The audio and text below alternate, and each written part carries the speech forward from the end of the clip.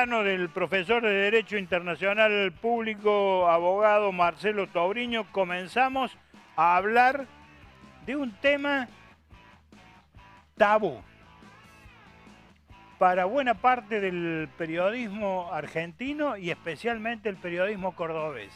El tema tabú es el lavado del dinero. ¿Por qué digo que es tabú? Porque siempre que se habla de lavado de dinero está el poder entremezclado. Están los políticos, están los legisladores, están los que miran para el costado, están los que no miran, no escuchan, no oyen, no ven.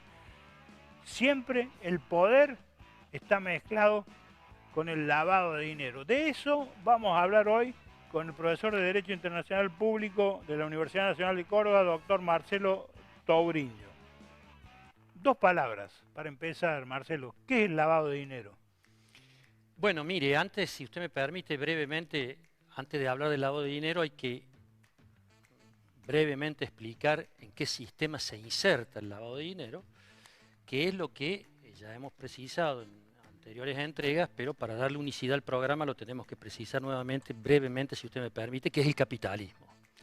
Hemos dicho que el capitalismo no es simplemente un sistema económico, sino que es una cosmovisión del mundo, del hombre, de la historia, de la naturaleza. Es una Weltanschauung en donde significa un sistema, es decir, en donde hay órganos, medios, principios y finalidades de altísima complejidad. Y dijimos también que era un sistema, una cosmovisión del mundo basado en los dos más deleznables condiciones del ser humano que todos tenemos, que es la codicia y el egoísmo. O sea, ¿usted está diciendo que el lavado de dinero únicamente se da en un sistema capitalista? No digo únicamente, digo que es connatural al sistema capitalista. Y habíamos señalado que este sistema es un sistema que, por su dinámica de acumulación y por lo tanto por su enorme generación de miseria, tiene que suplir eso con muletas que a lo largo de la historia, lo señalamos, fueron en una época la esclavitud, luego el neocolonialismo, luego el deterioro de los términos del intercambio conforme Prebisch, etc. Y ahí debemos insertar el lavado de dinero. El lavado de dinero es una forma de al dinero sucio, es decir, el dinero, y contesto su pregunta, que tiene un origen ilícito, espurio, oscuro, hay que limpiarlo, hay que lavarlo, hay que transformarlo de un dinero ilícito en un dinero, entre comillas, lícito, e incorporarlo al sistema de renta y de distribución capitalista. Marcelo, hablaste de capitalismo y hablaste del lavado. ¿El lavado de dinero es una patología del capitalismo o forma parte intrínseca del sistema capitalista? No, el lavado del dinero, como el colonialismo, como la acumulación, como el neocolonialismo, como el tráfico de esclavos, es algo absolutamente connatural al sistema capitalista, que es un sistema hipercorrompido y que solamente por los mecanismos de dominación y de domesticación cultural puede hoy ser aceptado pasivamente por las masas. Yo confío que en no mucho tiempo más los seres humanos van a tomar una vez más conciencia, como tantas veces a lo largo de la historia, y se van a dar cuenta que es un sistema de muerte, de opresión y de esclavitud. ¿Puede el capitalismo funcionar sin el dinero ilícito, sin el dinero sucio, sin el dinero negro, ir reciclándose en su sistema capitalista? No, el capitalismo es un sistema esencialmente criminal, genocida, y por lo tanto requiere, entre otras variables absolutamente ilegales y antijurídicas, e inmorales por supuesto, del lavado de dinero. Es decir, necesita de renta, necesita de capital, y como dé lugar, porque como lo hemos señalado en anteriores ocasiones, el fenómeno de acumulación a partir del capitalismo financiero, que ha destruido, que ha devorado al capitalismo industrial, en definitiva es el diktat del banquero por sobre el industrial. En esa etapa de estadio del capitalismo en donde mal que mal el industrial generaba trabajo. Ese capitalismo industrial fordiano, digamos, ha sido absolutamente digerido y deglutido por el capitalismo financiero que me adelanto, con su sistema bancario es el principal lavador de dinero del mundo. El lavado de dinero, doctor Tobriño, ¿es un crimen o como se nos pretende, se nos está pretendiendo o se está logrando introducir en la conciencia nacional, es una inversión? ¿Un crimen o una inversión? No, el lavado de dinero es un tipo delictivo que tiene diversas modalidades comisivas y que ha sido receptado en la legislación argentina por la ley 25246, que establece distintas formas de lavar el dinero, en donde voy a resaltar así de manera muy accesible los verbos que son ocultar, difuminar, vender, transformar dinero ilícito en lícito, entre comillas. El sistema financiero... Pero es un crimen, absolutamente. Un delito. Marcelo, ¿el sistema financiero global combate realmente el lavado de dinero o lo regula? No. A ver, esta Weltanschauung, esta cosmovisión del mundo, que es el sistema que también hemos señalado aquí, el capitalismo, no se va a suicidar. Es decir, no lo va a combatir en absoluto. Lo va a administrar para su supervivencia y su acumulación de renta. ¿Qué pasaría con la economía mundial si mañana de repente desaparece toda la guita negra que anda circulando por el mundo? Bueno, para eso haría falta un mago fabuloso que bajara a la tierra.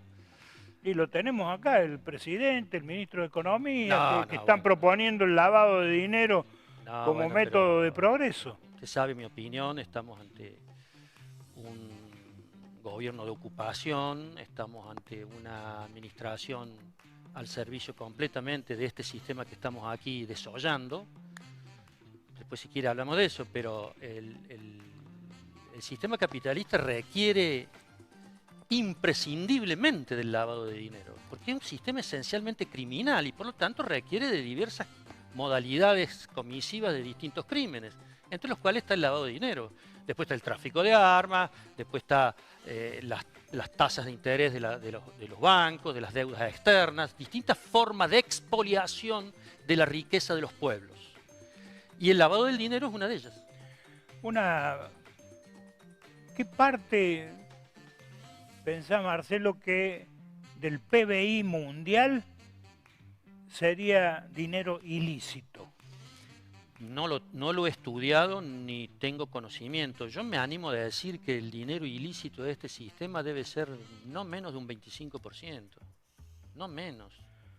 O sea que hay un 25% del dinero... Estoy hablando así muy abstractamente, ¿no? Abstractamente. Esa supuesta cuarta parte del dinero que circula en el mundo es dinero de origen ilegal, no es dinero producido. Sí, su pregunta es muy interesante, porque quizás sea más a partir de qué baremo científicamente acreditado por estadísticas oficiales de Naciones Unidas. También en alguna ocasión anterior dijimos que prácticamente el 86-87% del PBI mundial está en manos del 8% de la población mundial, que le llamamos la oligarquía global. Es decir, si semejante masa de la riqueza mundial está concentrada, oligarquizada en tan poca gente, me animo a decir a partir de ese guarismo que el dinero sucio debe ser mucho mayor. O sea, hasta acá podemos deducir de lo que venía expresando Marcelo, que más que un delito en el capitalismo, el lavado de dinero es el aceite que hace mover todo el sistema capitalista. Bueno, yo diría que el lavado de dinero es consustancial al capitalismo. Lo que hace mover al sistema capitalista es la tasa de interés compuesto. Es decir, los bancos, Wall Street, Londres, Zurich, que es la estructura financiera esencial para lavar el dinero. Es decir, los principales lavadores del dinero, sea del narcotráfico, del tráfico de órganos, del tráfico de menores, del tráfico de armas, de las comisiones ilegales, del juego, bueno, distintas modalidades que seguramente van a ir saliendo en el programa, es el sistema financiero. Todo confluye en los bancos, que son los dueños del poder mundial y, como hemos dicho anteriormente en otras ocasiones, son los enemigos de la humanidad, los principales. ¿Y por qué quienes defienden de algún modo el sistema capitalista dicen permanentemente que es el sistema que produce riqueza? Bueno, mire, esa es una de las tantas boluafirmaciones, como yo le llamo. ¿Boluafirmaciones? Sí, dichas sin ningún fundamento, que carecen de razón suficiente. Y yo, por ejemplo, le pregunto respetuosamente a usted y a la audiencia, dígame en la Argentina, ¿qué obra ha hecho la empresa privada en la Argentina? Dígame, ¿qué central nuclear, qué hospital, qué represa, qué carretera, qué sistema educativo? Hablando de la estructura física, ninguna. Salvo en la época que éramos colonia y ferrocarriles ingleses, el cable carril más largo del mundo eso requiere una explicación distinta. Que está en La Rioja, ese cable carril lo hicieron los ingleses, ¿por qué? Porque sacaban el oro del Famatina, lo traían, ahí tenían el ferrocarril, al frente pusieron un Banco Nación y de ahí lo llevaban al puerto y de ahí a Londres. Pero ahí no quisiera entrar en una discusión que creo que es estéril, pero es una obra privada en definitiva, en beneficio, por ejemplo los ferrocarriles, eso yo lo he demostrado muy bien Scalabrini y Ortiz, estaban todos radialmente convergiendo hacia el puerto de Buenos Aires, es decir, que no fue una inversión en beneficio del pueblo argentino, sino que fue un aporte de capital que hizo el imperialismo británico en ese momento a los fines de poder exportar la producción agropecuaria argentina. Sí, así convengamos que era aportaban uno y se llevaban absolutamente, 1 millón. O sea, como todo colonialismo. Razón por la cual la pregunta suya respecto a qué estas boluafirmaciones que dicen que el capitalismo produce riqueza, yo le voy a decir lo siguiente, científica y materialmente, esa riqueza que puede producir el capitalismo o la tecnología que puede producir el capitalismo, la concentra crecientemente cada vez en menos manos. Por lo tanto, es un sofisma lo que se ha planteado, esta boluafirmación, un sofisma en definitiva, que tiene algún elemento de apariencia verdadero, pero que en esencia se trata de, con rotundidad, de un concepto falso, hueco. Es decir, ese volumen productivo, para no llamarle riqueza, la riqueza es otra cosa, que el capitalismo efectivamente produce, lo hace para concentrar, luego del proceso económico, la mayor cantidad de riquezas y de plusvalías cada vez en menos manos. Que es un fenómeno creciente del capitalismo financiero.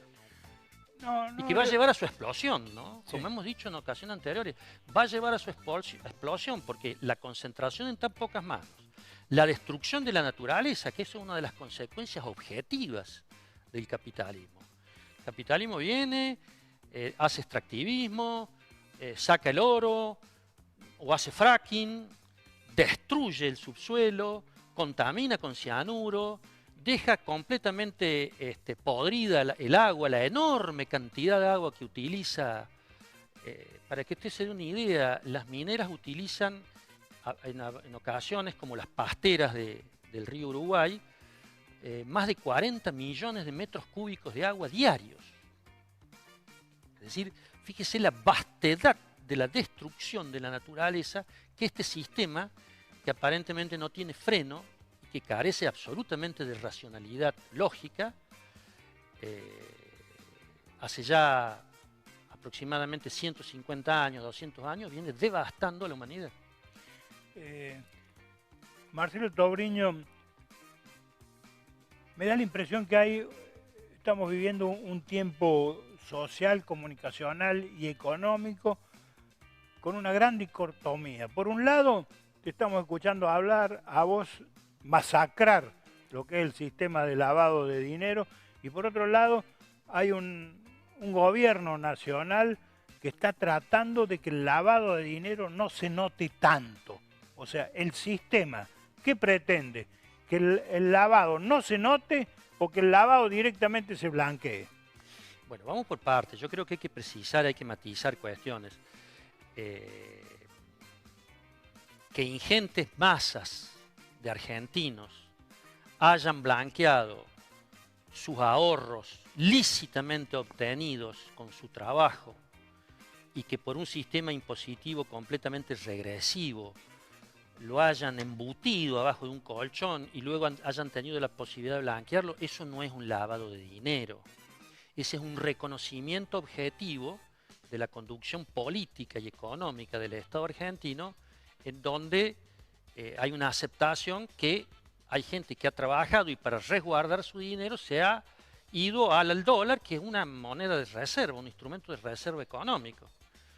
Cuando en otras ocasiones debería ser el ahorro en moneda nacional, en un sistema bancario y cooperativo que permita generar créditos a tasas razonables para mover una economía virtuosa en el orden de invertir, producir, consumir y volver al ciclo virtuoso de la economía, que evidentemente aquí no lo hay. Entonces distingamos lo que es el blanqueo de la gente de bien del lavado. El lavado es, por el contrario, una forma de clarificar, entre comillas, no es la mejor palabra, sino incorporar al sistema legal del circuito económico dinero espurio, dinero sucio, que viene no de un ahorro de un laburante o de un profesional o de un pequeño empresario que debe ahorrar para subsistir, sino de estructuras delictivas, no confundamos las cosas, macrodelictivas, en donde están los tráficos de órganos, en donde está el juego, en donde están los casinos, en donde está la obra pública. El narcotráfico. En donde está el narcotráfico, como lo hemos señalado. Entonces, esa masa dineraria que es la coima de la obra pública. Los retornos de la obra pública, que si usted quiere lo vamos a ir desgranando ítem por ítem. Pero, por ejemplo, el narcotráfico, como la vez pasada cuando hicimos el programa de narcotráfico y dijimos que el primer narcotraficante y que era el dispensador de los mercados y de la distribución y producción de la droga, que era la DEA, concretamente. Bueno, esa enorme masa de dinero que produce el narcotráfico, como cualquier otra actividad mega ilícita, hay que canalizarla por algún lado, hay que volverla a reintroducir, a ingresar al sistema del capital, al sistema legal, al sistema jurídico. Muy bien. Son tantas las masas dinerarias que ellos no tienen problemas en blanqueándolo, sea por determinadas inversiones, sea por determinados manejos bancarios. A propósito. No tienen problema en pagar los impuestos.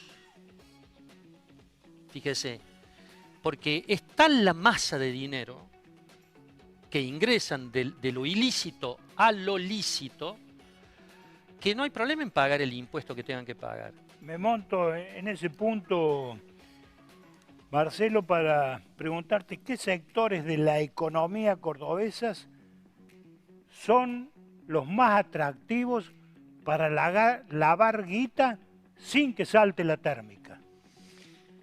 En definitiva, los mismos que a nivel global.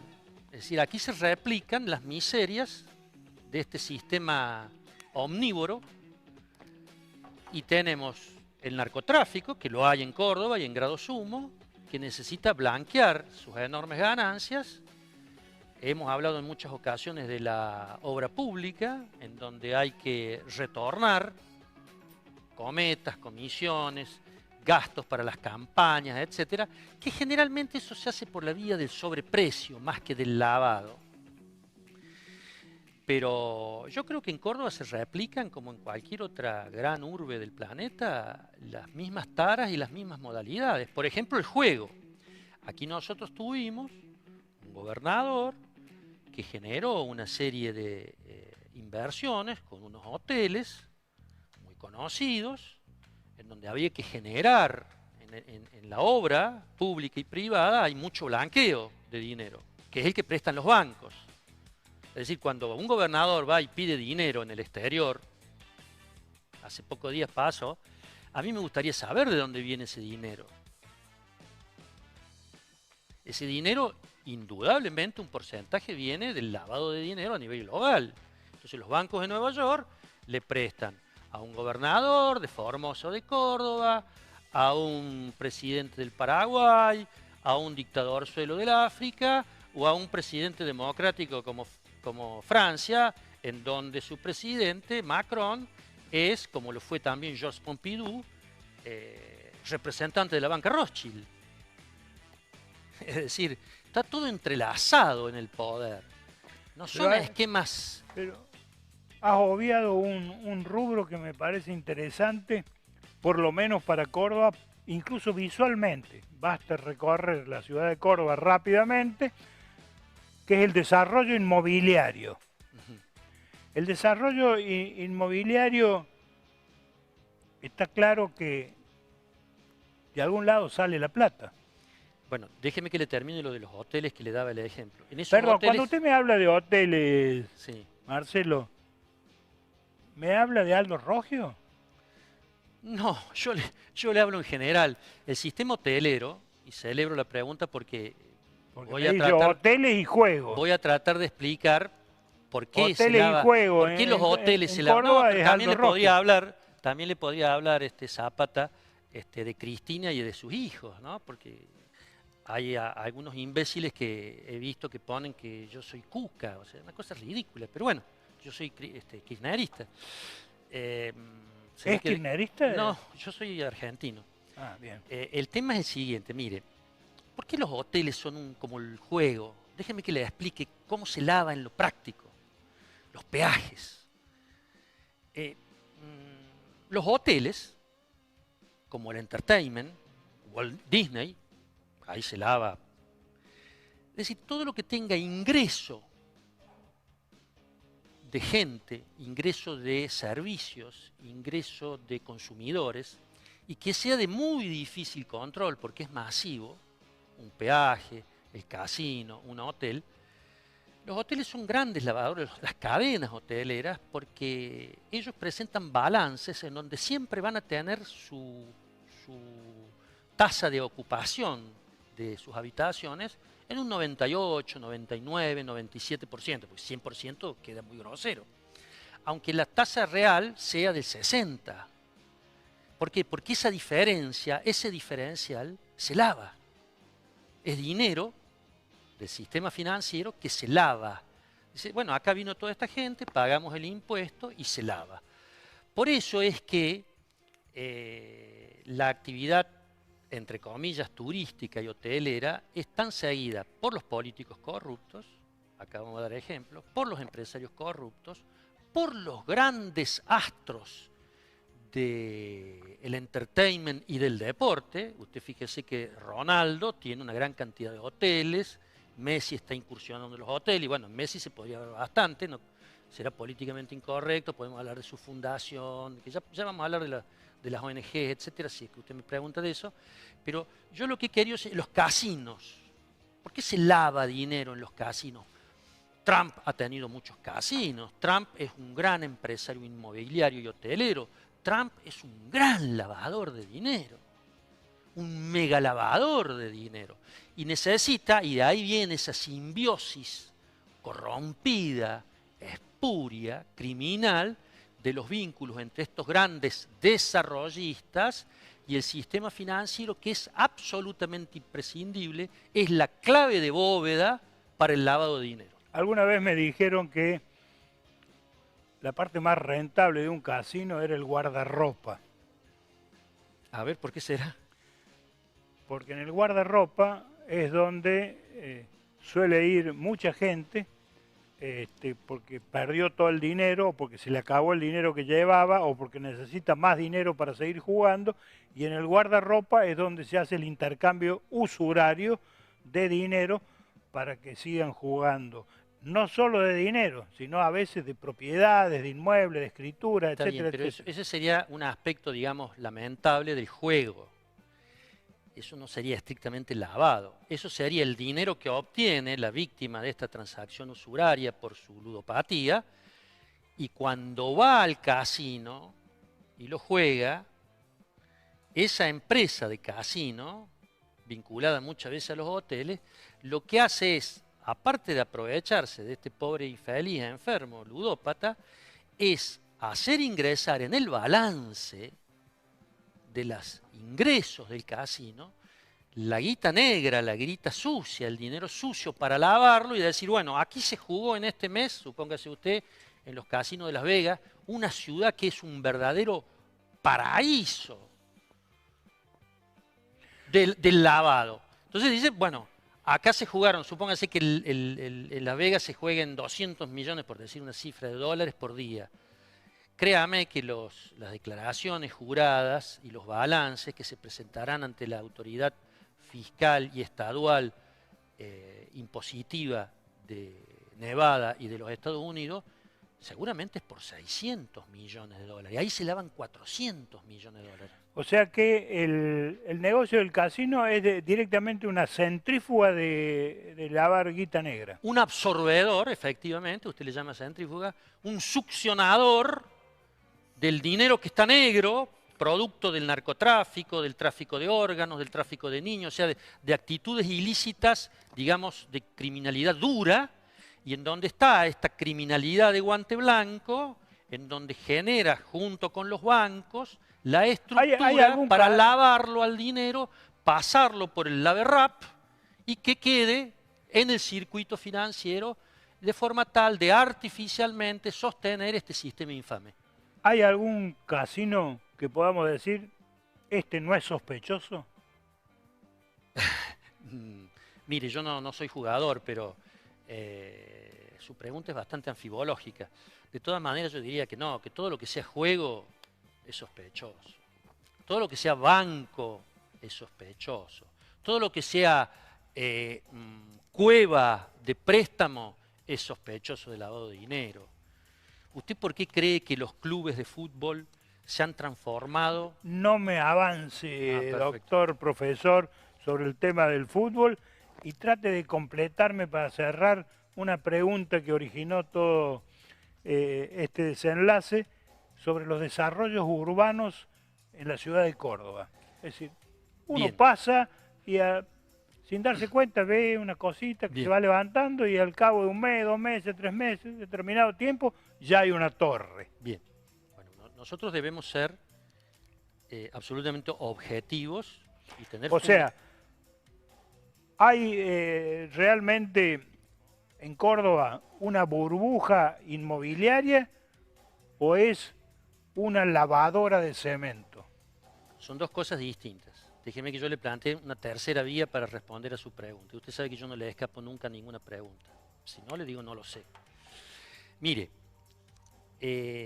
los desarrollos inmobiliarios, como en Córdoba, que es una ciudad, digamos, mediana, no es Nueva York, ni Shanghái, ni Londres, ni San Pablo.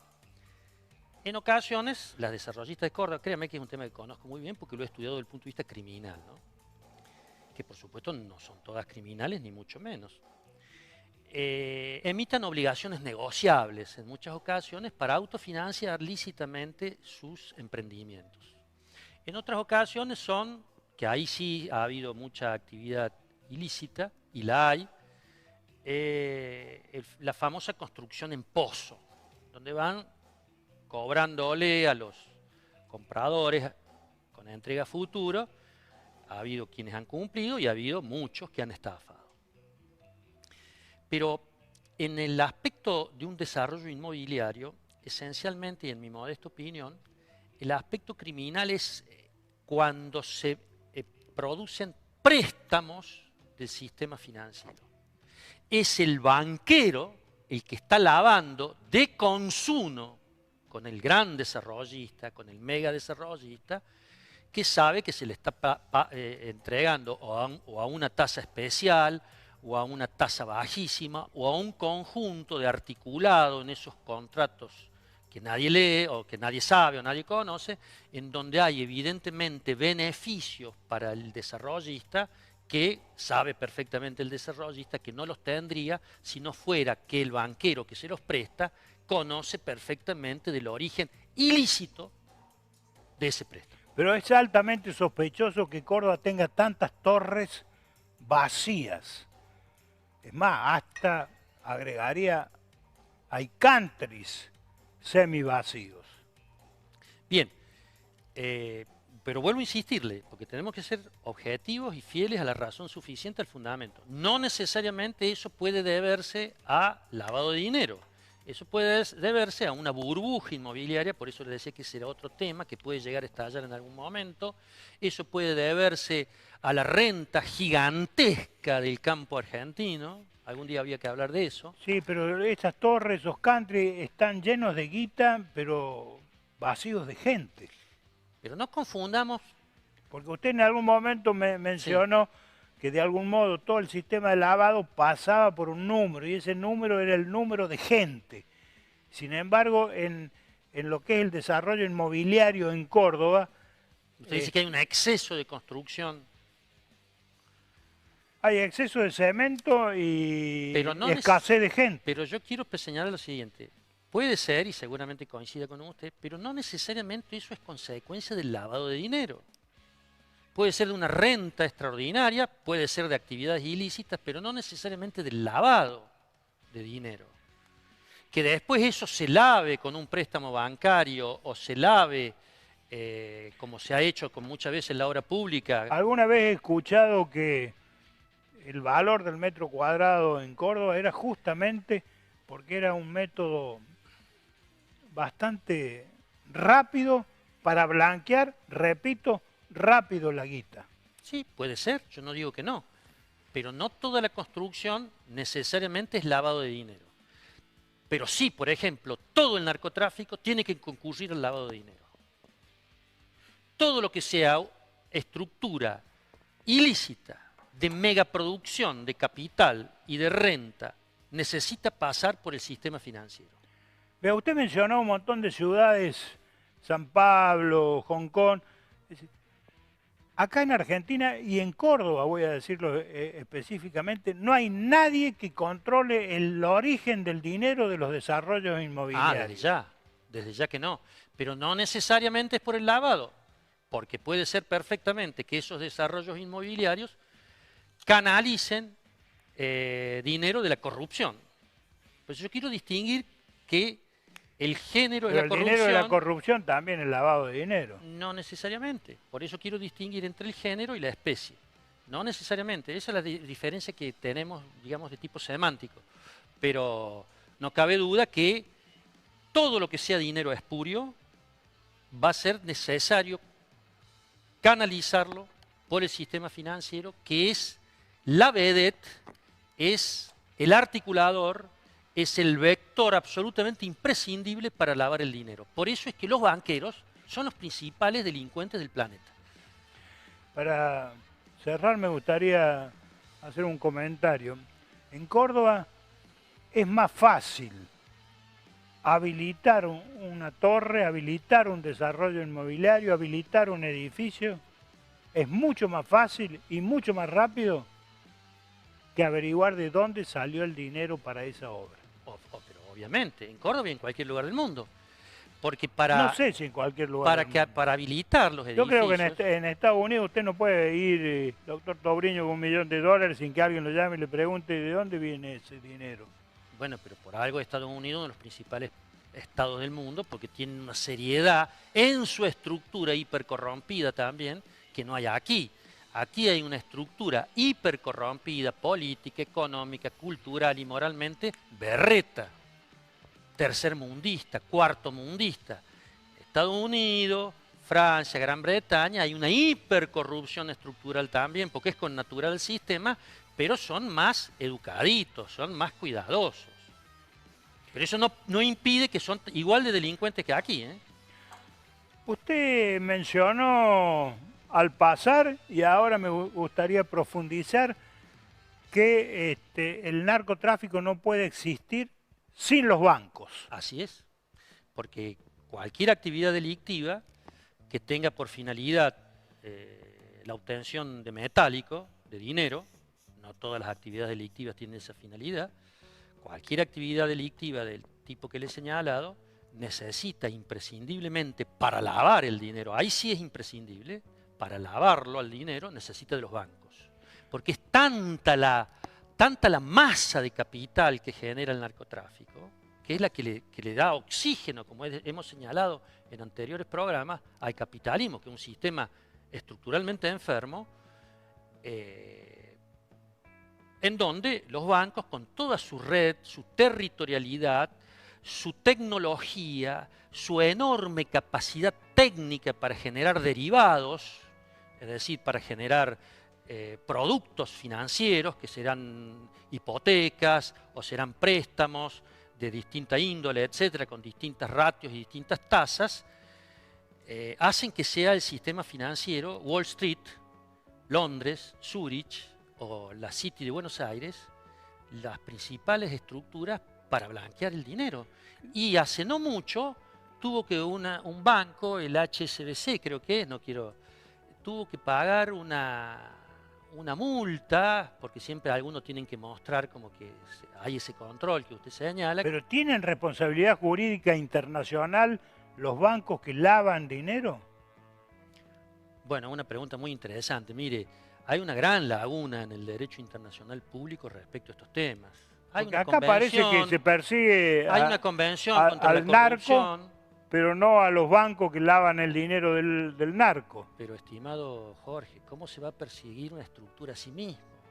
La estructura jurídica, política, geopolítica, cultural del planeta está establecido por los dueños del mismo, que son los bancos.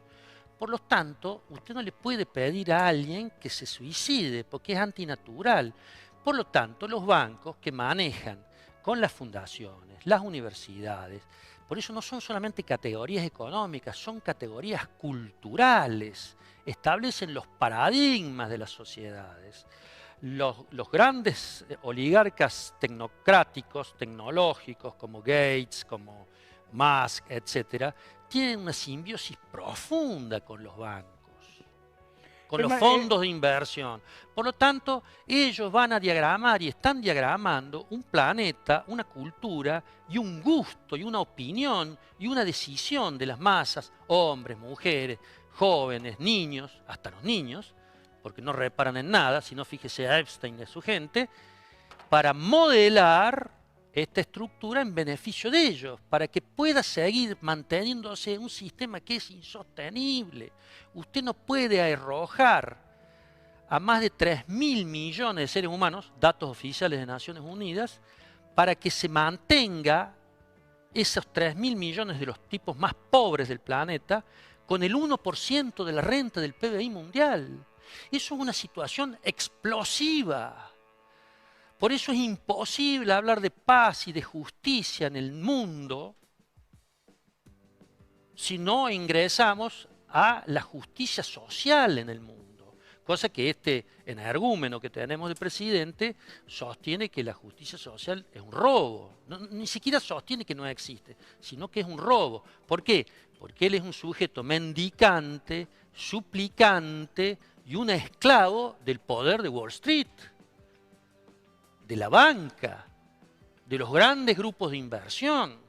Entonces esa esclavitud es la que hace que sea un trebejo, una simple pieza de cuarta categoría en una estructura de una enorme calidad intelectual y científica, cosa que este vulgar personaje carece completamente, y en donde lo ayudan, le prestan este dinero, le dan esta facilidad y sobre todo, lo que muchas veces no se dice, más que con una cuestión financiera, a este sujeto lo están ayudando desde un punto de vista cultural y tecnológico, de forma tal que los pibes y los jóvenes, cuando tienen el screen, la pantalla de su teléfono celular, permanentemente están bombardeados con mecanismos de inducciones masivas de conducta para que trabajen sobre el inconsciente y repiqueteen sobre el inconsciente de cada uno de nuestros jóvenes, de nuestras mujeres, de nuestros, entre paréntesis, consumidores, para que hagan y procedan robotizadamente como el sistema financiero mundial quiere.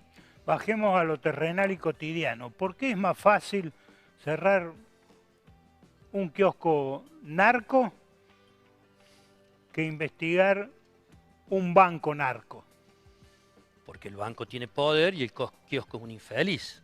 El kiosco es el último eslabón de la cadena delictiva. El banco no es el primer eslabón.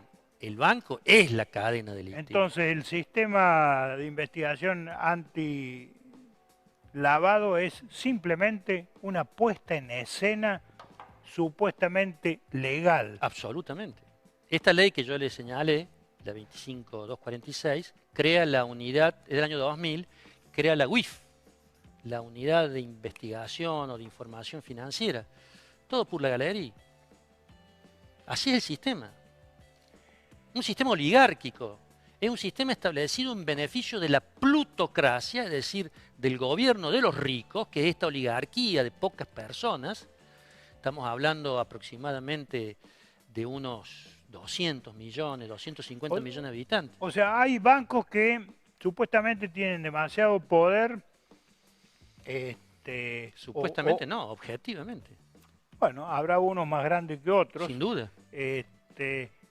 Y ese supuesto poder les impide que vayan en algún momento presos. ¿Existe algún derecho, alguna legislación que los lleve presos a estos banqueros que usted ha mencionado a lo largo de toda esta conversación? ¿O esa decisión es una decisión política? Bueno, es clarísima la respuesta. Prefiero contestársela desde este punto de vista. Mire, independientemente de la legislación que exista o que no exista, para meter en cana a alguien hay que tener más poder que el que está metido en cana, o el hipotético sujeto que va a ir preso, o que va a ir a un proceso. No hay en Argentina ni en el mundo ninguna estructura que tenga mayor poder que los bancos. Creo que está respondida su pregunta. Absolutamente. ¿Qué papel juegan los paraísos fiscales?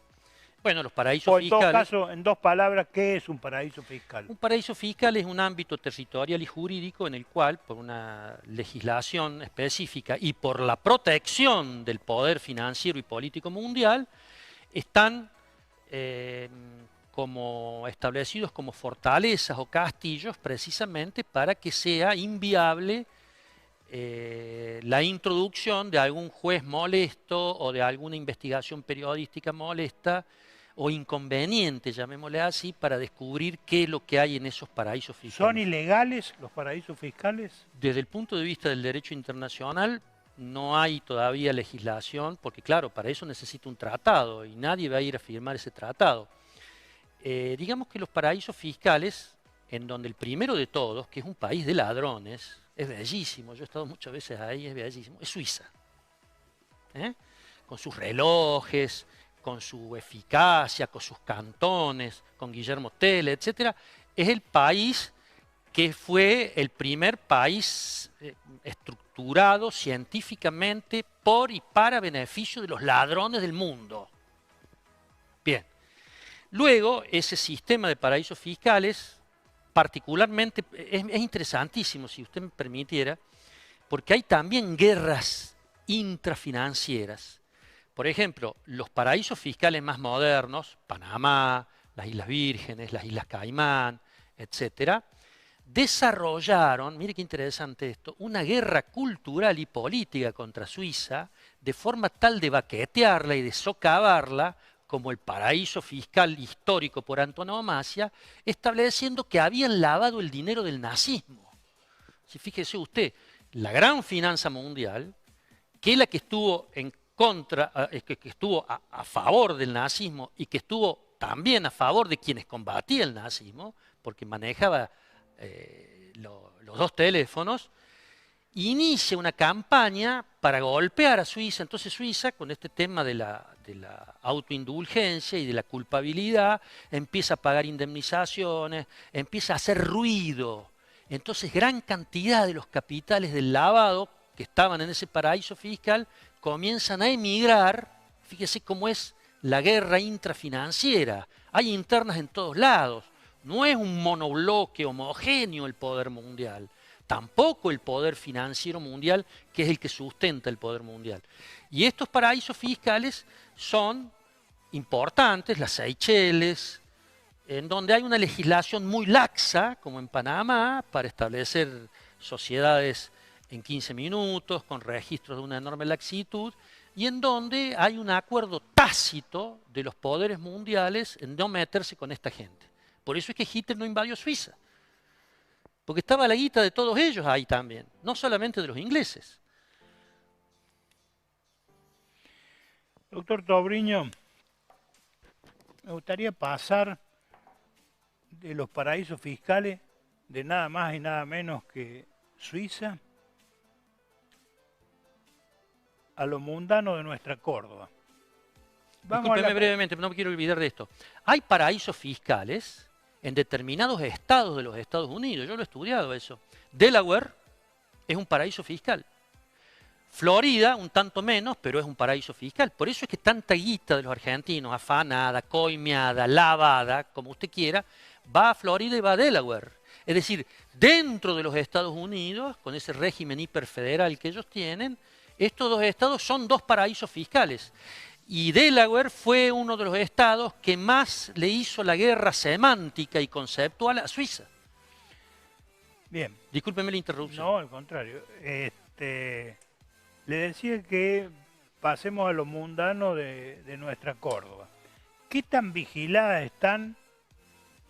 Porque usted me habla de Suiza, de la World, Miami, pero acá, en pleno centro de Córdoba, a unas cuadras de acá, hay cuevas. Totalmente. Y son cuevas de lavado, hay que decirlo. Totalmente. Y cuevas que trafican, es más, que operan también para esos paraísos fiscales. Ese es un mensaje no solamente para el Banco Central de la República Argentina, el que usted está dando, sino, se lo contesto así en términos del cordobesismo. Ese es un mensaje para el nuevo fiscal general de la provincia. Sí, un delito eso. Me decís, no, lo que pasa es que es un delito federal. Bueno, a los 3 fiscales federales, ¿por qué no actúan? Porque están ocupados persiguiendo perejiles que estén en el narcomenudeo. Y le voy a decir una cosa más dura todavía. Usted quiere que se digan cosas fuertes aquí. Yo valoro eso. Decir cosas, sino decir cosas verdaderas que duelen. Mire, esta sociedad hipócrita, canallesca, no quiero decir groserías porque creo que al idioma hay que custodiarlo, sobre todo un idioma tan rico y tan bello como el español. A estos HDP que están discutiendo respecto de bajar la imputabilidad de los menores de forma tal que el sistema persiga a niños, escúchame, este país hijo de puta está discutiendo, y sus periodistas, y sus ministros, y sus diputadas nacionales, si vamos a bajar la edad, si van a bajar la edad de imputabilidad para perseguir niños, canallas, miserables, están discutiendo sobre perseguir niños cuando no tienen los más elementales cojones u ovarios para perseguir esas cuevas que todos conocemos y que son generadoras de miles y miles de jovencitos y de niños de 13, de 14, de 12 o de 16 que arrebatan, que roban, que se drogan. Canallas. Un país que está discutiendo si va a condenar a niños. ¿Se da cuenta la hijoputez en que hemos caído? ¿Se da cuenta la falta de valentía que tiene nuestra dirigencia? Debo rescatar que, yo tengo muchas diferencias con ellos, pero debo rescatar que el cardenal Rossi es el único que prácticamente ha elevado una palabra en Córdoba para decir, esto es una barbaridad. El único. Y yo tengo que reconocerlo, el único. El único. Haciendo homenaje a la doctrina de Cristo y a la doctrina social de la Iglesia. Nuestro cardenal Ángel Rossi fue el único que alzó su voz en contra de esta inmundicia. Puede ser que haya tanta inmundicia en donde estamos tratando acá un tema que es el enorme manejo de flujos de dinero gigantescos, de miles y de miles de millones de dólares, y la preocupación esté en ver si vamos a juzgar y eventualmente a condenar a niños, o si el problema son los naranjitas. Hay que ser canallas, discúlpeme. El problema de la Argentina son los de Córdoba, teléfono para el gobernador, es que son los naranjas, y para ese ministro patán e incompetente que tiene de seguridad, de inseguridad, si yo hablara... Que publicó una información el ministro Quintero sacando pecho y orgullo que habían detenido en el primer semestre del año 300 naranjitas. Exactamente. De los cuales no le probaron un delito a ninguno. Dígame cuántos narcotraficantes o cuántos piratas del asfalto este ministro de pacotilla detuvo. Yo le puedo recomendar que vaya a investigar a un pirata del asfalto que hace tiempo, en un programa de televisión de Buenos Aires, tuvo la desfachatez de decir: este país necesita el lavado de dinero. Lo dijo públicamente. Es más, lo tenemos en el archivo nuestro. ¿No es el mismo que dijo que teníamos que entregar nuestro litio, nuestro cobre, nuestro oro también? No. No es el mismo. No, bueno. no es el mismo. Porque entiendo que ambos, el que usted dice y el que yo digo, tenían esa actividad pretérita. Sí, pirata del asfalto. También hoy tiene un banco. Claro, porque el banco es una... Escúchame, los bancos, vuelvo a repetir. ¿Usted quiere poner orden en este país? ¿Quiere poner orden en el mundo? Tiene que encanar a todos los banqueros. Era un pirata del asfalto que estuvo involucrado y procesado e imputado por una estafa en una financiera y ahora preside un banco. Esto es Córdoba, esto es la Argentina. Hablamos de las cuevas. ¿Cueva y financiera es lo mismo? Sí, cueva es el ámbito en donde se refugian las bestias, es decir, es una madriguera. Discúlpeme, no solamente financieras, los bancos son madrigueras. En mi concepto humano, cultural, político, jurídico, financiero, social, el único banco que debe existir es el Banco de la Nación Argentina, con sus sucursales en todo el territorio de la nación. No me lo deje afuera el Banco de Córdoba. Bueno, mire, los bancos provinciales se han prestado también a muchos enjuagues y cosas, los conozco muy bien, y creo que los cordobeses se acordarán de por qué digo esto. Y usted me dirá, bueno, pero el Banco de la Nación estuvo con el tema de IBM y con muchísimas otras cosas más, como el tema Vicentín, pero eso no impide, el árbol de la corruptela específica, ocasional, no debe impedirnos ver el bosque de la necesidad de contar con un sistema financiero propio, porque al ahorro, a la riqueza producida por el trabajo del hombre y de la mujer argentina o de cualquier otro lugar, hay que canalizarlo por un sistema que pueda generar préstamos a tasas convenientes, las más bajas posibles, para generar, vuelvo a insistir, el circuito virtuoso de la riqueza. Hablamos de las financieras, hablamos de las cuevas, hablamos de los bancos. ¿Y las mutuales? Mire, conozco muchas mutuales que, vuelvo a insistirle, es como el tema de las desarrollistas, que han cometido delitos, no todas, por supuesto, ni mucho menos. El mutualismo, las cooperativas son muy importantes, pero yo diría que más que lavado son actitudes típicas, penales, de otra índole. A mí lo que me gustaría hablarle es del lavado de los clubes de fútbol, del entertainment. Ahí sí hay un lavado grande. Enseguida llegamos al tema del fútbol, pero yo me refería al tema de las mutuales porque hace poco realicé una investigación de una mutual que le prestó millones de dólares al Club San Lorenzo a través de Tinelli a través de un señor Scaglione, ese señor Scaglione después aparece comprando LB2 y Telefe de Córdoba, en fin. Bueno, muy probablemente, no tengo estudiado eso, ni hipotéticamente, esa mutual puede haber servido como una herramienta para blanquear dinero espurio. Pero el punto central, vuelvo a insistir. Que tiene que ver con Rosario.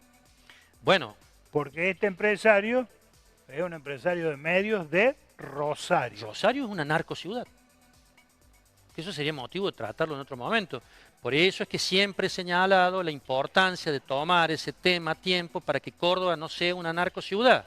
Antes que se me vaya para el lado del fútbol, que es un gran atractivo el fútbol, el arte, como el lavado de lavado. dinero, las ONG. Usted sabe que pululan. Estoy haciendo un trabajo de investigación. Hay ONG a troche y moche en Córdoba. Y uno dice, ¿qué hace esta ONG? Y en definitiva, lo que hace es ser un instrumento, en muchos casos, de lavado de dinero. Bueno, ahí está más claro. Y cuando decimos lavado de dinero, estamos hablando de origen espurio, dice usted, ilícito, ilegal. ¿Sí? Entonces, a través de las ONG es la forma, o una de las formas que ha encontrado el sistema para canalizar dinero sucio. Ahí está más claro.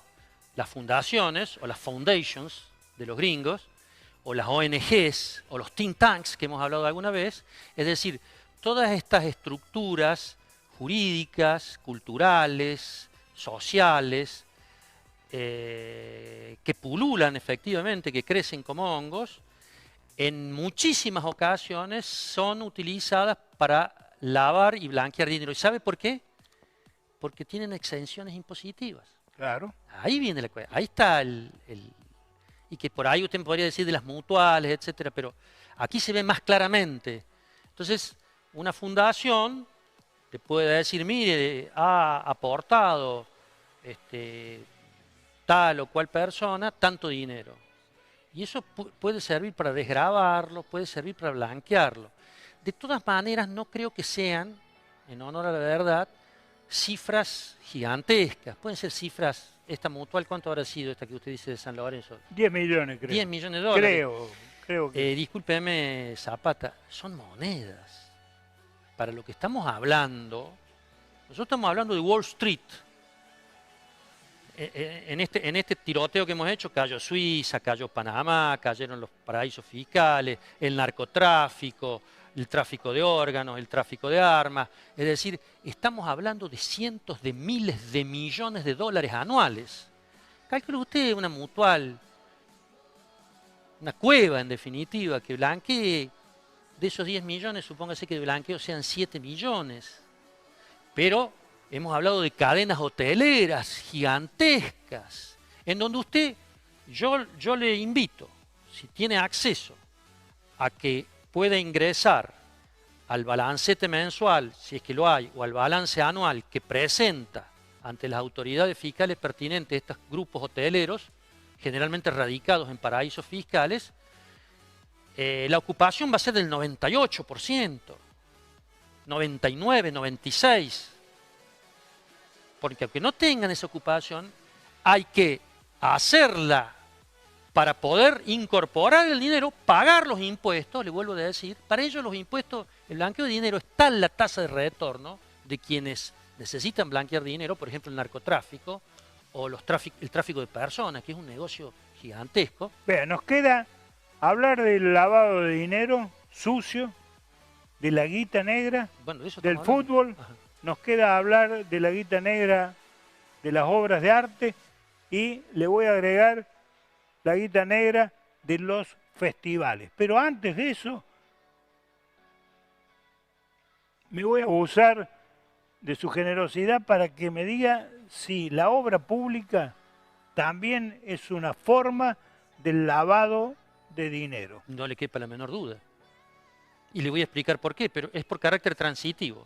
O sea, pero cuando, ojo, que esto no es menor la respuesta que acaba de dar usted, porque cuando hablamos de obra pública estamos hablando de las empresas constructoras de Córdoba y de los gobernantes de Córdoba. De los estados, exacto. Y de los estados. Bien, bien. Como la empresa... Perdón, y cuando digo estado digo funcionarios, porque acá cuando hablamos de estado no se le mueve el amperímetro a nadie, pero cuando damos nombre y apellido, ahí empiezan a corcovear. Y vamos a ser duros y claros acá, porque merece que así sea en homenaje a la verdad. En este caso, aquí hablamos de banco, empresa privada y Estado, que hace la obra pública. La empresa privada no pone un peso, es el que pone la estructura para hacer el puente, la escuela, la carretera, el hospital. Entonces es un intermediario espurio, porque recibe su comisión, entre el que otorga el préstamo, porque no la pone la empresa privada el préstamo, el dinero.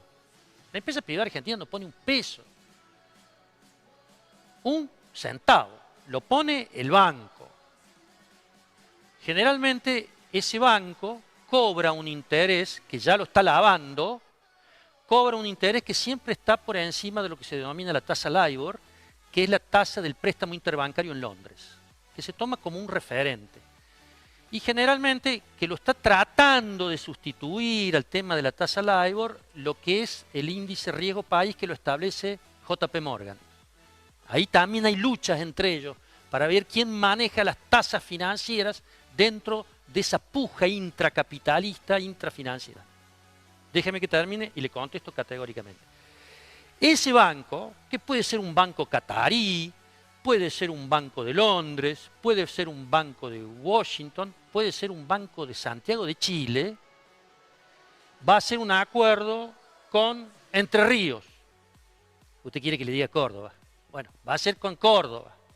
Le va a prestar a una tasa y a un plazo en donde el que lo va a tener que pagar no es el gobernador que lo contrató, es otro gobernador que va a venir después. Bueno, pero eso es como una ley no escrita. Todos vienen aguantando sin decir nada porque es hoy por mí, mañana por ti. Allí está el ciclo del lavado. Del dinero que recibió ese banco y lo que va a hacer la obra pública, más que técnicamente un lavado desde el punto de vista del derecho penal, lo que va a hacer es un sobreprecio, que son cosas distintas. Y va a hacer ese sobreprecio... ¿Pero usted le llama sobreprecio a la coima? Claro, entre otras cosas.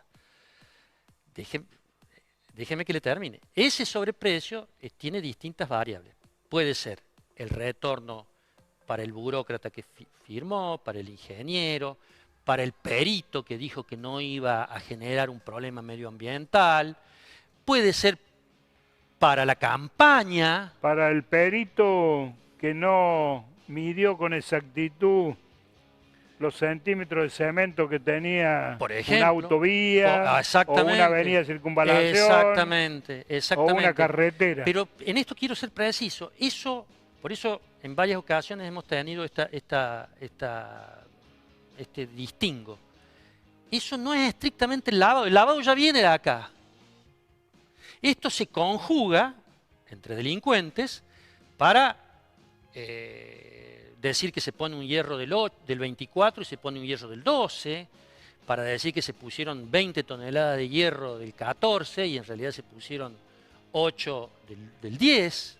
Es decir, esos son los mecanismos, los detritus o el subproducto criminal de aquella gran estructura criminal que es la financiera, que es la gran lavadora por excelencia.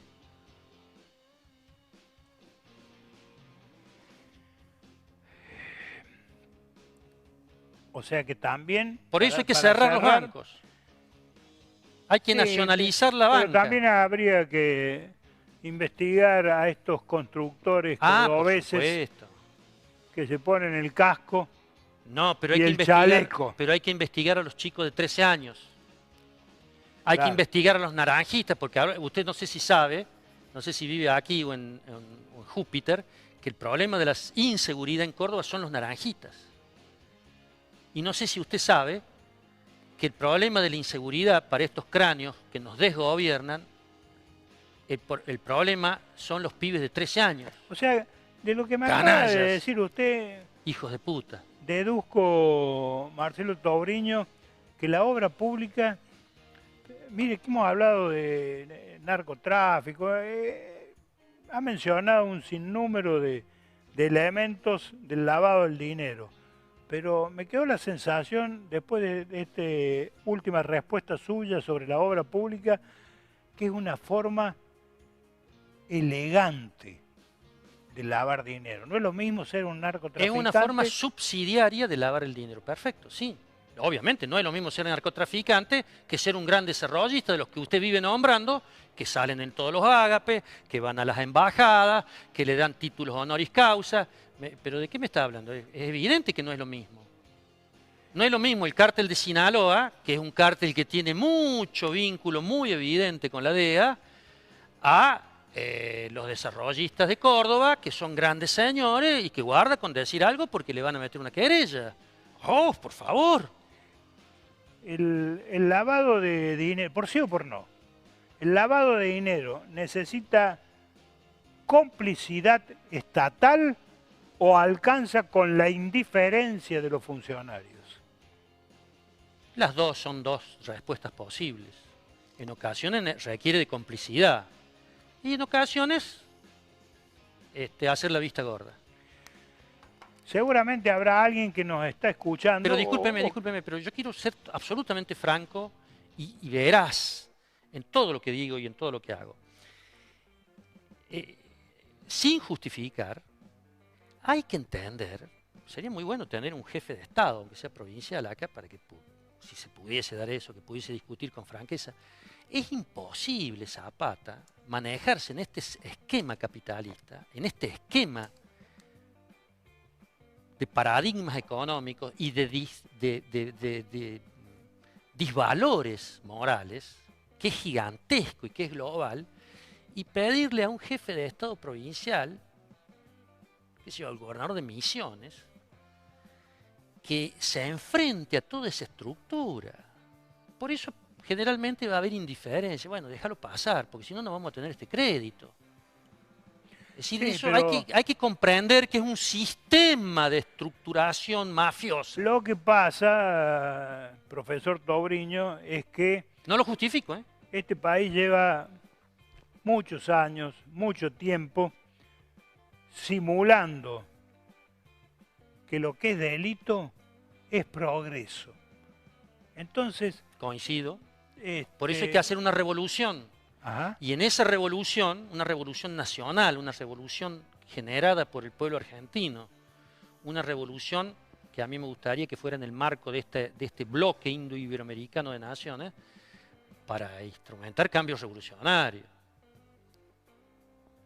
Y el que nos quiera corromper con ese dinero espurio...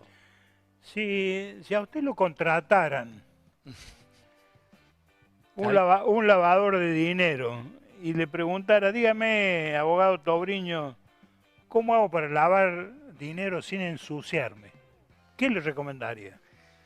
Bueno, primero que es prácticamente imposible que un lavador de dinero me busque a mí porque yo soy un sujeto que genera mucha desconfianza hacia ese tipo de estructuras. Al contrario, me han combatido siempre. En términos, digamos, abstractos y teóricos, primero habría que saber cuál es el origen, la etiología de ese dinero sucio. El dinero ese... No es lo mismo el dinero del narcotráfico que el dinero del tráfico de armas o del tráfico de órganos. Todo ese dinero de órganos, de armas de juego y de narcotráfico, ¿entra por la frontera? No. Está buenísima la pregunta para que la gente que nos ve... No, se trata de lo que se denomina generalmente dinero simbólico. Mire, el capitalismo tiene... El sistema financiero. Claro, el capitalismo tiene... Es un sistema, de una enorme plasticidad, ¿no? De una enorme vivacidad. Es un sistema siniestro, pero que evidentemente tiene una fortaleza intrínseca muy importante. No es un sistemita así nomás. Entre lo que ha generado a partir de la irrupción absolutamente indetenible de la tecnología es el dinero simbólico. Es decir, es el dinero que está en la nube. Es el dinero que se hace por transacciones y no tiene un respaldo objetivo, ni siquiera fiduciario. Para profundizar esto tendríamos que hablar de Bretton Woods, tendríamos que hablar de cuando Nixon le quita el patrón oro al dólar, tendríamos que hablar de qué son los petrodólares y tendríamos que decir por qué esta moneda espuria que circula en el mundo como moneda de intercambio y de comercio, que es el dólar, es la que está sosteniendo toda la contradicción profunda, intestina que tienen los Estados Unidos que hablamos en el programa pasado. Es decir, si Estados Unidos pierde el dólar como moneda de intercambio, está caput, está terminado. ¿Por qué? Porque todas las monedas, y particularmente también el dólar, son cromos. ¿Se acuerdan las figuritas cuando nosotros jugábamos? Tirábamos las figuritas, son figuritas. Ahora sí, profesor Tobriño, ¿por qué el fútbol es una lavadora ideal de dinero a nivel global? Muy sencillo, porque el dólar, al igual que el arte, puede establecer valores transaccionales de sus objetos de venta, en un caso los jugadores de fútbol y en otro caso pinturas o esculturas, generalmente pinturas de Picasso, Van Gogh, etcétera, o Messi o Ronaldo, etcétera. Hasta incluso Sí. la hinchada de fútbol del club. Bueno, es otro tema, es otro tema. Pero usted me preguntó una cosa medular y termino de contestarle. No hay un baremo o una forma de establecer cuál es el valor de Messi o cuál es el valor de un Picasso. Por eso es ideal para lavar dinero. ¿Por qué? Porque se establece que un jugador vale 300 millones de dólares en base a qué? En base a un imperium de los clubes de fútbol. O que una obra de arte vale 120 millones de dólares. Entonces usted me va a decir, no, pero esas transacciones se tienen que realizar por los bancos. Y bueno, si los bancos son los principales lavadores. Esas transacciones ¿O o esos precios los fija el mercado. Bueno, mire, yo nunca he conocido todavía a esa famosa persona, que no sé si es masculino, parece ser que es masculino, el mercado. Yo todavía no he conocido eso, que el mercado decide. Eso es una de las grandes faramallas, de los grandes filosofemas, que ya nacen con David Ricardo y Adam Smith, respecto a que el mercado, hay una mano invisible del mercado. Eso es mentira. Ningún mercado tiene una mano invisible. El libre juego de la oferta y de la demanda. Es tan simple como que si un jugador de fútbol vale 100 millones de dólares, mientras haya quien lo paga, ese es el valor de mercado. No, yo no le llamaría del mercado. Ese es el valor que resulta digerible al sistema pagar. Escúchame, hasta no hace muchos años, 20 millones de dólares un jugador. Creo que Cruyff costó 20 millones de dólares. Hoy un jugador... Y mucho menos Maradona. Y Maradona menos. Hoy un jugador estrella, creo que Larmin, el marroquí ya está en 200 y pico de millones de dólares. Pero ya se viene lavando esa guita espuria del banco que pone la financiación. Lo que sirve el club de fútbol, el Real Madrid, el Barcelona, el Ajax, bueno. Y después voy a decir una cosa, hágame recordar sobre los dirigentes del fútbol. O un Van Gogh, un Picasso, un Gauguin, o un Velázquez, o un Dalí, porque Velázquez no hay en venta. Se infla ese dinero, ese valor, y es una forma de lavar el dinero por la transacción financiera. Y usted fíjese, y no me haga dar nombres porque ahí si no, yo creo que ya sería excesivo, al menos de mi parte. Usted fíjese que no pocos dirigentes del fútbol,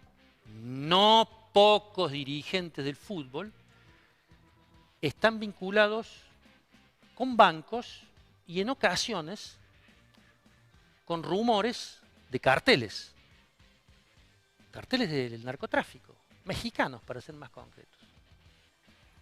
¿Argentinos, los dirigentes? Cordobeses. ¿En actividad o retirados? Haga su trabajo de investigación usted también. O sea, esos clubes están más cerca de los estudios donde estamos transmitiendo este programa o más lejos. Más lejos. A ver, Jorge. A ver. Este sistema más lejos, mexicanos, me dijo. Sí. Bueno. Se han acusado entre ellos, ¿eh? Ojo, ya dio nombre y apellido. No, yo no di ningún nombre ni apellido. Yo sé Si hasta me dónde... dice, vea, el club que está más lejos de este estudio donde estamos transmitiendo este programa, o es Belgrano o es Talleres. Más lejos de acá está Talleres. Más vinculado a México está Talleres Bueno, pero por el presidente Fassi. Entonces usted me está hablando no del es... presidente Fassi. No, yo no le estoy hablando de nadie en particular. Usted está acotando su muestra científica arbitrariamente, porque también está el Club Las Palmas y están otros muchos más. Sí, universitario. Soy Está acá cerca. universitario, o sea que no me haga de decir lo que no voy a decir, porque soy un experimentado abogado, tengo muchos años en esto y entiendo que usted cumpla su rol periodístico excelentemente bien. Déjeme que yo cumpla mi rol ocasional como periodista, lo cual me enorgullece, de la mejor manera que pueda. Pero sí quiero decirle que el vínculo entre los deportes de masas, particularmente el fútbol, con todo el entertainment que supone, las televisaciones, no se olvide de las televisaciones, el tema de la FIFA, los negocios de la FIFA, Infantino, Blatter, Grondona, ahí estoy dando nombre. ¿Qué cree usted que es eso? ¿Usted cree que ahí no hay lavado de dinero? Entonces, en todo lugar donde haya transacciones millonarias en dólares y en donde particularmente sea difícil establecer un baremo, un parámetro de mercado, hay lavado de guita, mucha. Recién usted mismo dio el ejemplo de San Lorenzo, que una mutual, etc. Las formas de lavar dinero son intrínsecamente imprescindibles para este sistema. Este es un sistema carnívoro, genocida, criminal.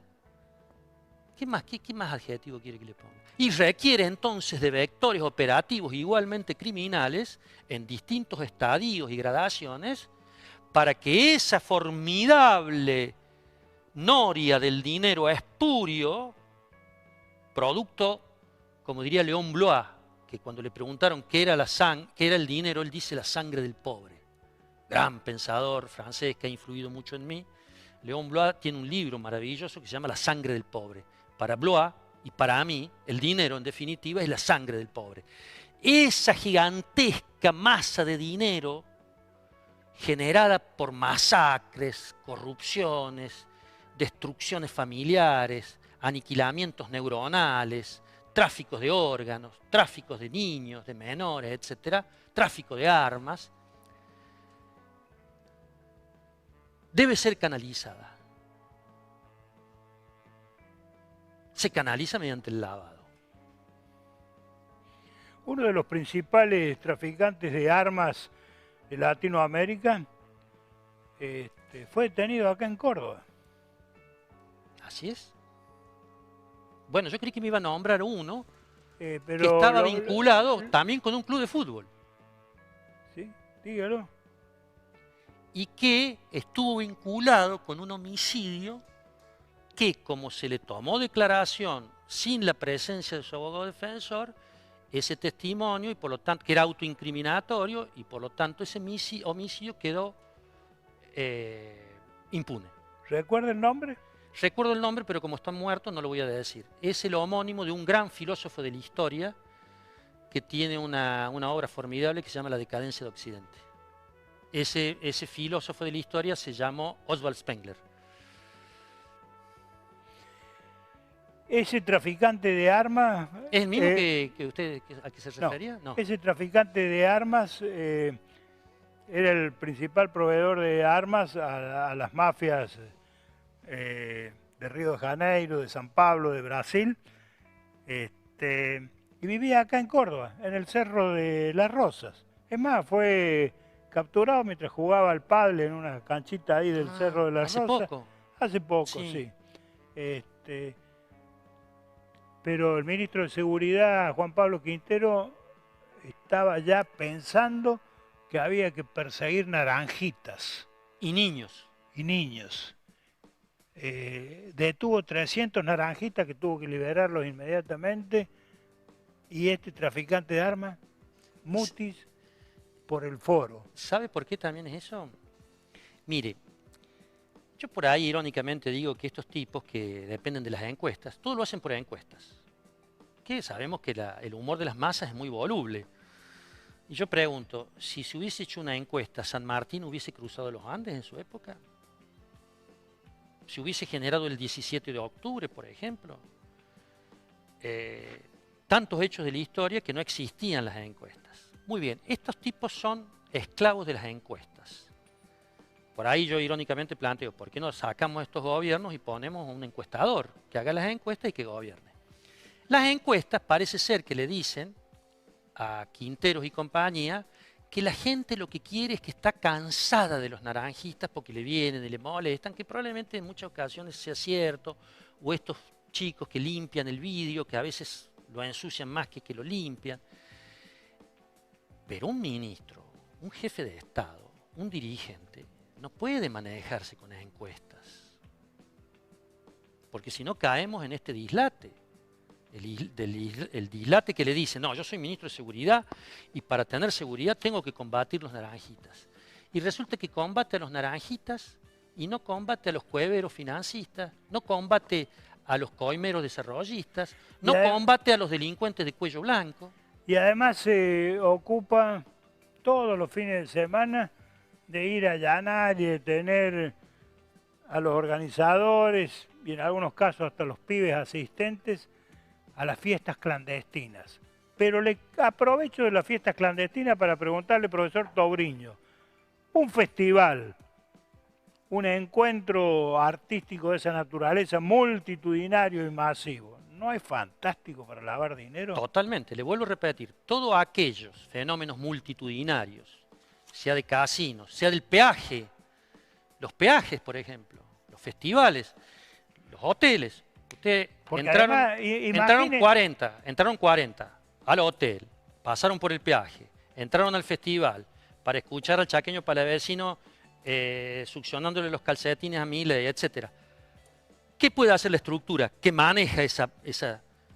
No entraron 40, entraron 500. Entonces ahí se blanquea con ese tiqueteo y se blanquea una cantidad importante. Además estamos hablando de una centrifugadora de efectivo. Totalmente, claro que se lava dinero. Se puede lavar dinero, ¿no? Yo me acuerdo, hace tantos años, por mi actividad profesional en la televisión, tuve que tratar con casi todos los circos. Es más, tengo en mi oficina un diploma como circense honorario. En esa época se decía que el circo era el lugar donde se lavaba el dinero. ¿Por qué? Porque al cabo de una función, el empresario del circo decía, bueno, hoy en cada función hubo 4.000 espectadores y chao, ahí se solucionaba todo el problema. Pero ahora son los festivales, que no son, yo creo que no son 4.000, son 40.000. Sí, sí, por supuesto. Se ha multiplicado por 10 el movimiento de dinero efectivo. En el circo. Yo creo que hay un gran circo en donde sí sigue lavando muchísimo dinero, que se llama la Argentina. En donde hay un gran payaso que lo dirige, hay gorilas de todo tipo en el circo, hay todo tipo de bestias, hay todo tipo de ilusionistas, hay todo tipo de magos, de prestidigitadores y de estafadores que conforman este circo llamado Argentina. Y de domadores. Domadores. Y trapecistas. Qué bueno sería, como dice el Martín Fierro, que viniese un criollo a mandar. Qué lindo que sería. Ah, me la dejó servida, profesor Tobriño. Criollo, dijo. Y por el campo cordobés, ¿cómo andamos con el lavado de dinero?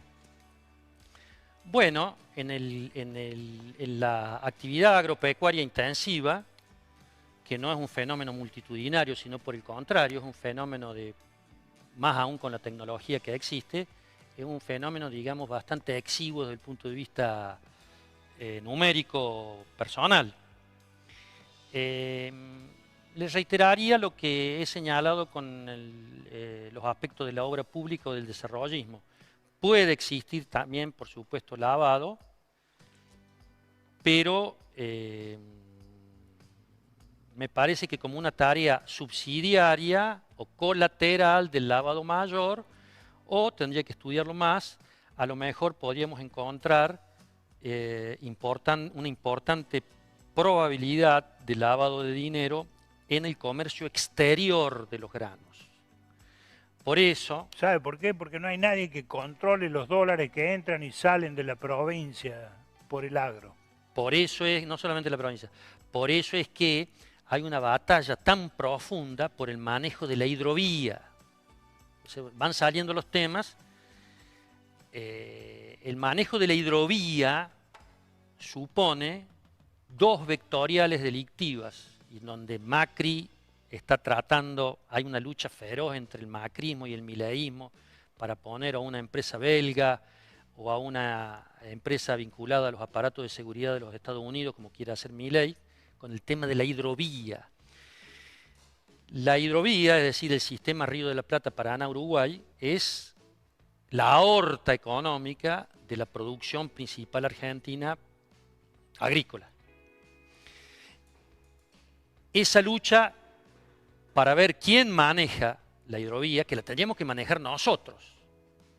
En mi Argentina, en mi mundo, en el mundo de Marcelo Tauriño, todo sería manejado por el pueblo, por la comunidad. Eso se llama peronismo puro. Bueno, como usted le quiera llamar, a mí no me interesan los etiquetas, me interesan los datos objetivos de la realidad. Aquí es al revés.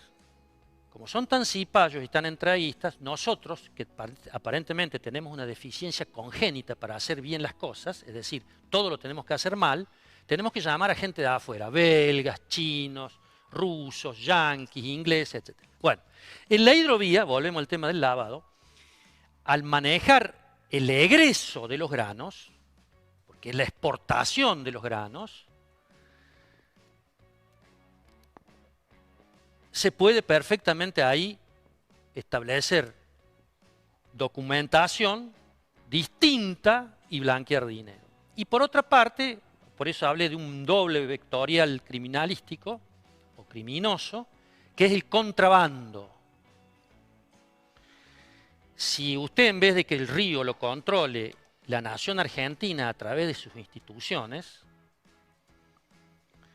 y lo controla un grupo privado, un sujeto siniestro, que a veces nos olvidamos de hablar de él, que es Carlos Menem, fue un tipo que privatizó todos los puertos.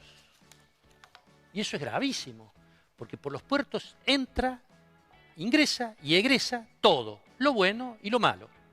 La droga, el dinero, el armamento, explosivos, lo que sea. Por eso es que, en vinculación con el campo, le intento dar honestamente la respuesta que le acabo de dar. Me parece que es más por el lado del comercio exterior, que es uno de los tantos negocios formidables, como podría ser el de los seguros, el comercio exterior, la banca, tantos otros que son negocios formidables, pero como parece ser que este es una recua de imbéciles que no puede administrarlo digna y honestamente en beneficio de la comunidad nacional, lo tiene que privatizar. Y en esa privatización va la cometa, los retornos, la dependencia estratégica de potencias y de empresas extranjeras y el lavado de dinero. Dos preguntas finales. Sí. Usted es profesor de Derecho Internacional Público de la Universidad Nacional de Córdoba. ¿Sirve para algo el derecho internacional en esto del lavado? Bueno, volvemos siempre a lo mismo. Y yo lamento contestarle siempre lo mismo. Usted tiene una fijación con el derecho. El derecho es imprescindible en una sociedad. Decían los romanos, si hay sociedad hay derecho.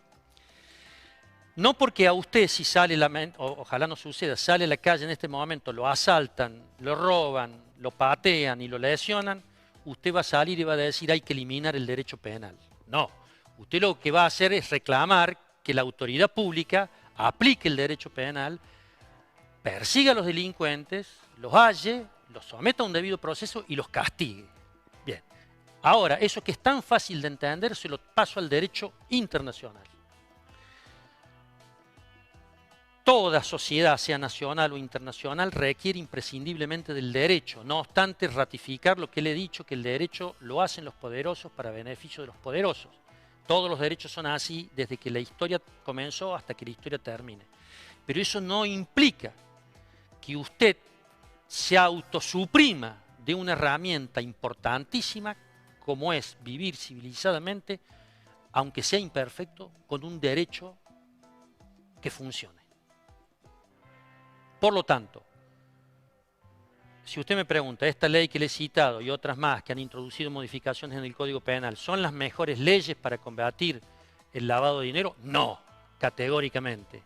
Le contesto que no, pero es mejor tenerla que no tenerla. Sería bueno que nuestros legisladores y nuestros ministros se preocuparan, en vez de perseguir a niños, sería bueno que el ministro de Seguridad se preocupe por su propia plana mayor de la policía, que se fije dentro de la plana mayor, no tanto en los pibitos de 13 años, sino en señores ya de 50 y pico, que tienen su propia plana mayor, a ver si va a ser tan duro con los niños como se atreve ahora. Pero vuelvo sobre el tema final. El lavado de dinero es una actividad criminal absolutamente imprescindible para el sistema capitalista que gobierna el planeta y que absolutamente es repudiable y es necesario perseguir y castigar como todos los delitos. Pero no todos los delitos son iguales. No es lo mismo el delito que puede cometer un naranjita o un pibe de 13 años que el banquero que con una estilográfica de alta calidad firma un montón de balances espurios blanqueando un dinero sucio de la droga y de la muerte. La última, profesor Marcelo Tobriño. ¿Qué es más peligroso? Apa. ¿Un narcotraficante? ¿Un banquero? ¿Un desarrollista? ¿Un funcionario coimero? ¿O todos esos cuando se vuelven respetables y respetados por la sociedad? Bueno, en esa última parte usted me salva la fácil respuesta. Evidentemente, la segunda opción que usted me da. Mire, el narcotráfico es particularmente peligroso porque tiene una semiótica violenta. Todo lo que sea violento, degollamientos, cortar cabezas, como pasa en México, como pasa, bueno, en Rosario. Ahí la gente tiene naturalmente un rechazo inmediato a eso, es epitelial, epidérmico. Pero bien haría la gente también en ver que el banquero, que va a las embajadas, que preside fundaciones, que efectúa donaciones, que después desgravan impositivamente, que asiste a los almuerzos de la Fundación Mediterránea o de la Bolsa de Comercio de Córdoba. Sí, bueno, ese banquero es tan mínimamente tan peligroso como el narcotraficante. Es más, le digo, el banquero podría subsistir sin el narcotraficante, porque tiene otra múltiples cantidad de actividades inmorales e ilícitas que le permiten generar plusvalías, por ejemplo, la tasa de interés compuesto. Pero el narcotraficante no puede vivir sin el banquero. Creo respondida está la pregunta de quién es más peligroso. Para la gente común es más peligroso, obviamente, el narcotraficante porque está vinculado, arrojado directamente con la violencia física. El banquero, por el contrario, tiene, inclusive habrá mucha gente que nos está mirando y dirá, esto es un universo nuevo para mí. Porque yo conozco a un gerente del banco, qué sé yo, tal o cual, en la esquina de mi casa, que es muy amable. Obviamente ese gerente es un empleado, no tiene nada que ver con lo que estamos diciendo. Acá estamos hablando de los banqueros, de esa oligarquía financiera que es la dueña del mundo.